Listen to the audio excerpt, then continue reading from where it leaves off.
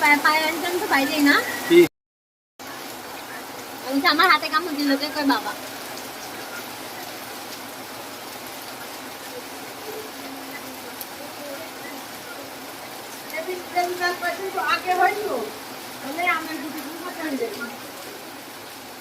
এই অল্প বৃষ্টি যদি হয় আর ঘরে যদি ঢোকো দেখো কি গরম লাগে উপর তলায়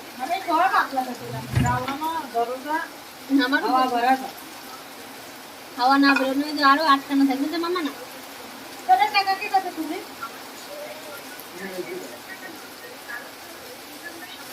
আচ্ছা তুই তোর মার কাছে রাখতে দিস আবার পরে কই যে মা আমার টাকা নিলে গে